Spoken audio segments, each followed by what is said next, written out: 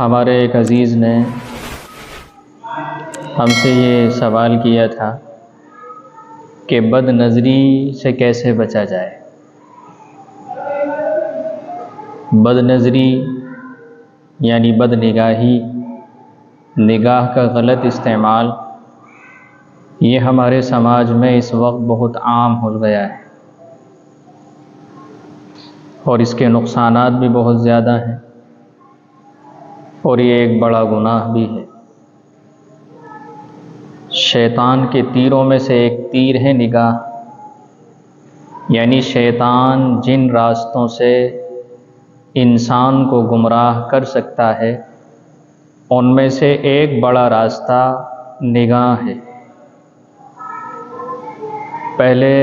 وہ کسی پر نگاہ ڈلواتا ہے، پھر دل میں وسوسے پیدا ہوتے ہیں،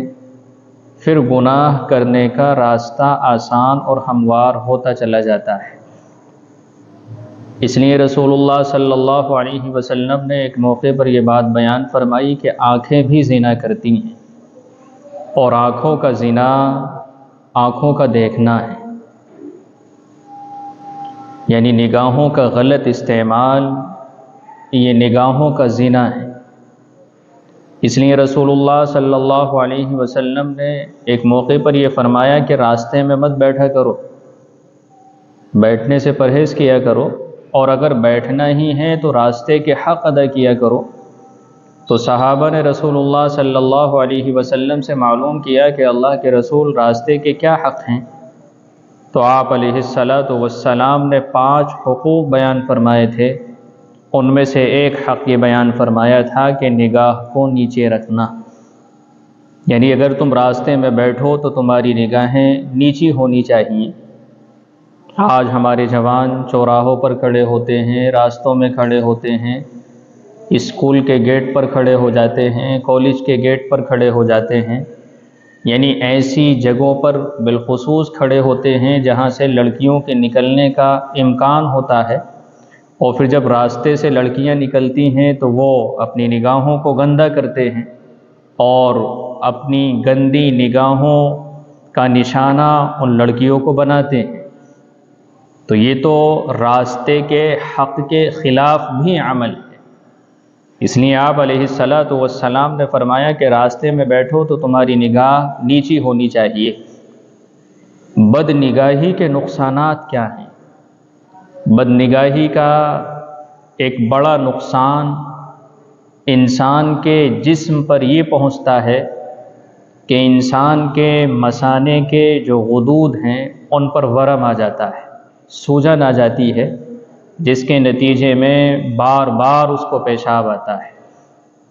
ایسے ہی ایک نقصان بد نگاہی کا یہ ہوتا ہے، چونکہ بد نگاہی سے شہوت بھڑکتی ہے اور پھر جو انسان کا مادہ منویہ ہے یعنی اسپرم ہے وہاں تک گرمی پہنچتی ہے اور اس کے نتیجے میں اس کی جو منی ہے وہ پتلی ہو جاتی ہے، اور جب منی پتلی ہوتی ہے تو پھر سرعت انزال کا مرض پیدا ہوتا ہے، جس کے نتیجے میں بھی بڑی خطرناک نتائج سامنے آتے ہیں۔ شوہر اور بیوی کے رشتے خوشگوار نہیں ہوتے بلکہ رشتے ٹوٹ تک جاتے ہیں۔ پھر ایک بد نگاہی کا بڑا نقصان یہ ہے کہ ناشکری پیدا ہوتی ہے،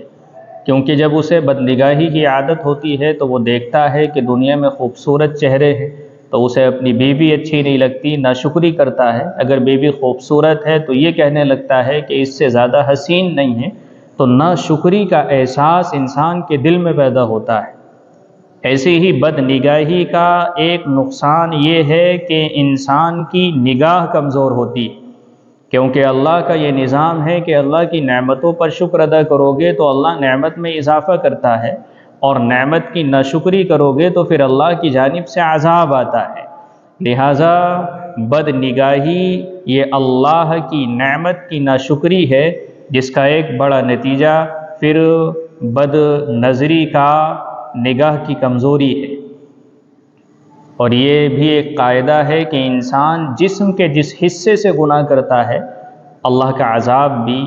اسی حصے پر اکثر آتا ہے۔ ایسے ہی ایک بڑی بد نگاہی کا ایک بڑا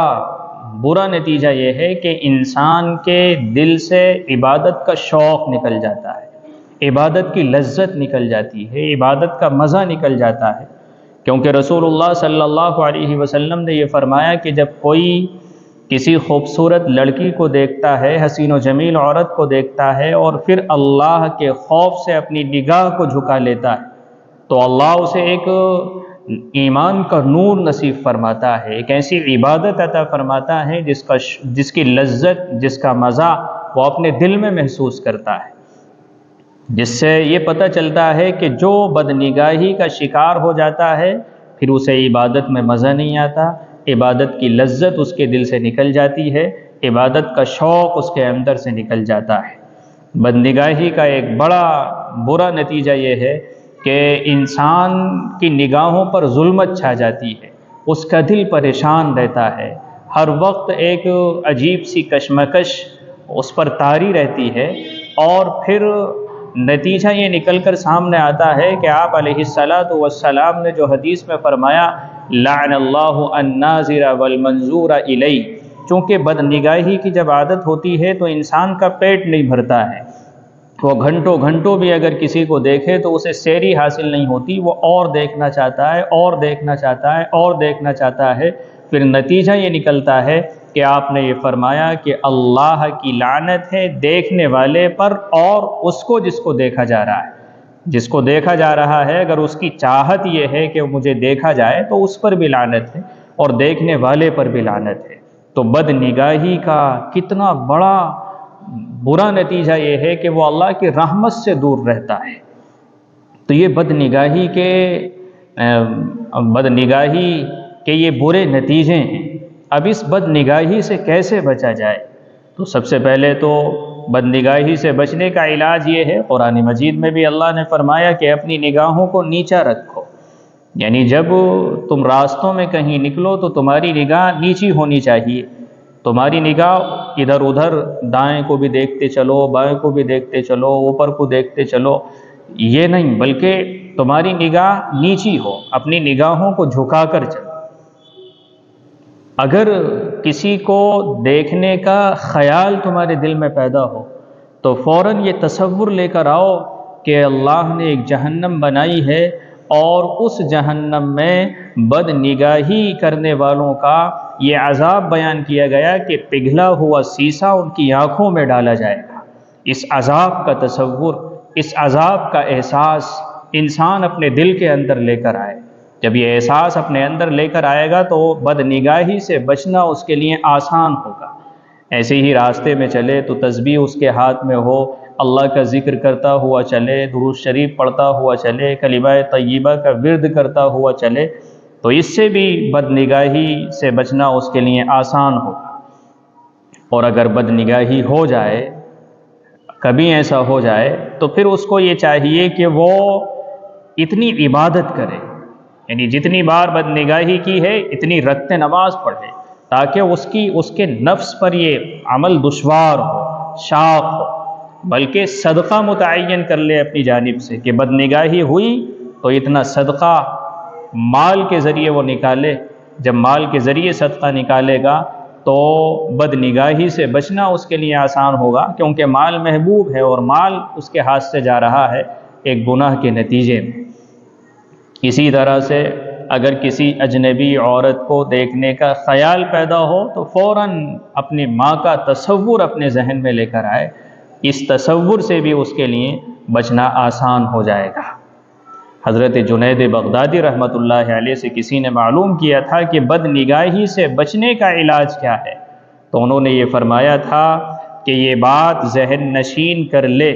کہ جتنی بار تو کسی کو دیکھ سکتا ہے اللہ اس سے زیادہ تجھ کو دیکھتا ہے، یعنی تو ہر وقت اللہ کی نگاہ میں ہے، ہر وقت اللہ تبارک و تعالی تجھ کو دیکھ رہا ہے، کسی لمحے میں بھی تو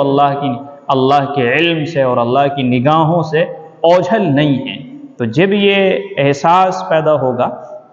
تو اس احساس سے بھی بد نگاہی سے بچے گا۔ اسی طرح سے اللہ سے دعا بھی کرے، اے اللہ یہ بد نگاہی کے مرض سے اور اس گناہ سے مجھ کو بچا لیجئے، تو دعا کے ذریعے بھی اس کے لیے بچنا آسان ہوگا۔ اس لیے حتی الامکان انسان کو بدنگاہی کے مرض سے بچنا چاہیے، کیونکہ جو اس مرض کا شکار ہو جاتا ہے پھر یہ ایسی بیماری ہے جو لا علاج بن جاتی ہے، پھر انسان بڑھاپے میں پہنچ جاتا ہے، اس کے جسم میں غدہ بھی نہیں رہتا ہے، گناہ کی طاقت بھی نہیں رہتی ہے، مگر یہ مرض ایسا اس پر لاحق ہوتا ہے کہ پھر بڑھاپے میں بھی یہ مرض اس سے چھوٹتا نہیں ہے، اور بڑھاپے کی حالت میں بھی وہ اس گناہ کا شکار ہو جاتا ہے۔ تو یہ بدنگاہی کے نقصانات اور بدنگاہی کا علاج تھا جو مختصر طور پر میں نے بیان کیا۔ اللہ ہم سب کو بدنگاہی سے بچنے کی توفیق عطا فرمائے۔